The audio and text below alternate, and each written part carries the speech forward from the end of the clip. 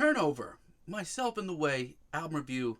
Let's chat about it. Hey friends, what's going on? John here from What's Spinning here tonight to chat about this latest album from Turnover. They are a Virginia-based band, and for many years I looked at them as a band with a lot of promise. Their early release, Magnolia, which was sort of a emo and pop punk release, while not getting a lot of success or critical acclaim, I actually think it's a pretty decent album. And no, it doesn't stand up to a lot of what's going on at the time. Your Modern Baseballs, your Wonder Years, your Jeff Rosenstock, and more. But honestly, as far as the genre goes, I thought it was pretty decent. It was very passionate. It was very well written. Energy, strong hooks. They could go toe-to-toe with a lot of what was going on at the time. But their follow-up, 2015's Peripheral Vision, was a huge turnaround in a completely different direction, and honestly has become a quintessential fall record. It is an unbelievably well-written and well-performed album, and a great example of how indie rock, classic emo, and dream pop can be brought together and done really well. But ever since, boys, what's going on? 2017's Good Nature had like 2 or 3 good tracks on there, but overall I felt like I was listening to like a really crappy Real Estate record. And their follow-up, 2019's Altogether, got a lot of flack from fans and critics alike, and for good reason. What even happened? The warm vocals and the songwriting have flown out the window with this band. And in its place, man, do we ever have some bland and faceless indie pop and dream pop? I mean, there was at least one good track on the album from what I remember, but at the same time, I named it one of my least favorite albums of the year, which leads me to this new album.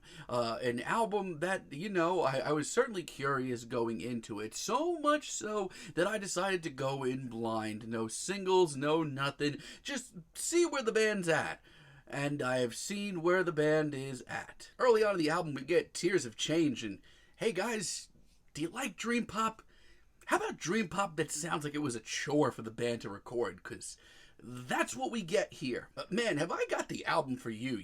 I mean, if you like wallpaper dream pop, this is an album for you, my friends. This is passionless no matter what way you slice it, and Turnover sound like they are trying so hard to make this sound seamless, but I can assure you it's not. There is no catchy hook, and there is no vocal here that doesn't sound bored beyond belief. I have no earthly idea how a band can fall this fast and this hard, but right about now I'm feeling like it's nap time. Now, Turnover has done us the pleasure of bringing on some vocal guests as well.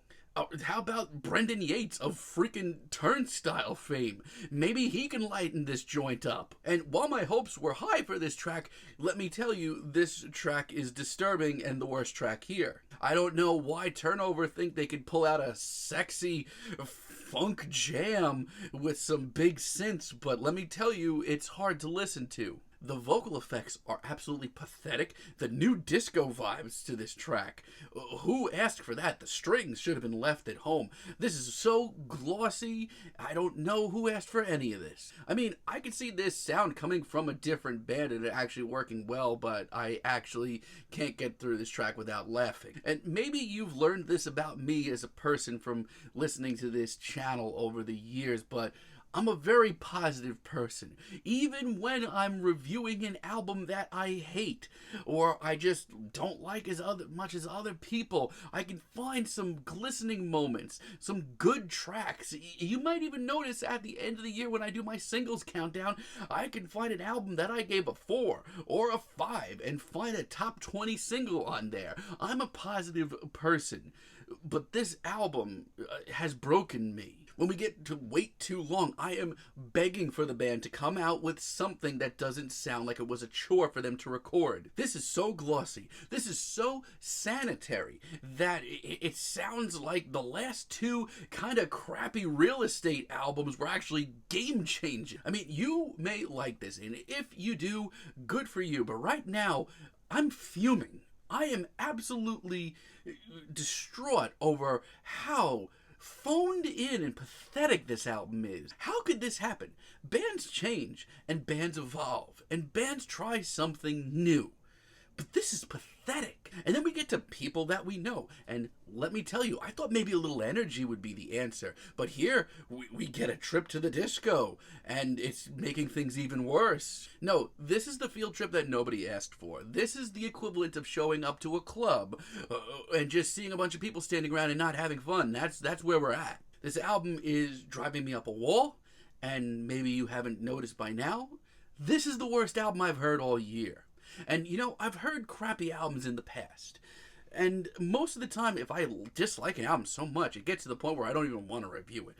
But my anger was so up from this album that I could not handle not talking about it. I mean, Jesus Christ, Kid Cudi's Speedin' Bullet to Heaven, it gave me the flu. Long story, but it gave me the flu, and I still talked about it. And this album here is absolutely making me lose the very little hair that I have left. As far as good moments on this album goes, it's slim pickings. Stone Station, as an intro, a 30-second bit of synth fuckery. When I am going gaga over this compared to the rest of the album, you know we have a problem. I actually think it's a nice little piece. But that's also because I like my synths big. And Mountains Made of Clouds, I think it's the best track here. I mean, the irony on this track is absolutely suffocating. This is the band's biggest leap into traditional dream pop. I hate to bring up Real Estate again, but this sounds like a Real Estate cover. But no, it's by far the dreamiest and the haziest thing here,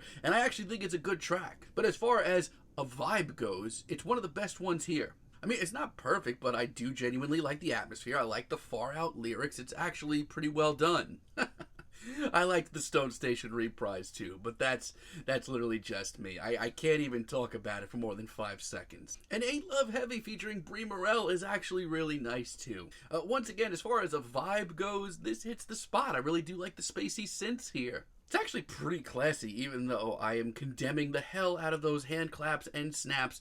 A little bit too cheesy for me, but outside of that, this track is put together pretty well. Not only that, but vocal-wise, it sounds like the boys from Turnover actually woke up for a few minutes, and I'm happy to report that. It is, however, not enough to save this car wreck of an album. Turnover should just be ashamed of themselves. When we get to Pleasures Galore, Jesus Christ, how does this album get worse? Listen, once again, if you are a fan of this channel and my reviews, you know I'm a big fan of the big old synths and a nice throwback 80s sound. And put it on the right artist and it's money, but Turnover's not that. The vocal effects, with each passing moment, I am just ripping my beard hairs out. I'm a pretty positive dude, but once again, this is driving me crazy. And guess what? If there was something funky or slick, or dare I say sexy about this track, I wouldn't be here right now. And with Fantasy, we are getting into jam territory. And I mean, I have a Grateful Dead tattoo. I know a good jam from time to time. This is my nightmare. I mean, they're trying for a jam, but they are not succeeding. And on top of that, they are trying so hard to once again make this sexy. Why? Not only that, but this is easily the blandest instrumental here. There is not a lot of redeeming qualities about this album. Queen in the River, is somebody playing a joke on me now? There's nods to Jangle Pop on this track, and it's a little bit more upbeat. There's a little pep in its step, and it freaking sucks. I mean, my only positive about this track is it's one of the shortest here by far, but that's where we are. And then by the time we get to Board of God, Orlando, I'm just exhausted. And I've been exhausted by an album before, but this is different.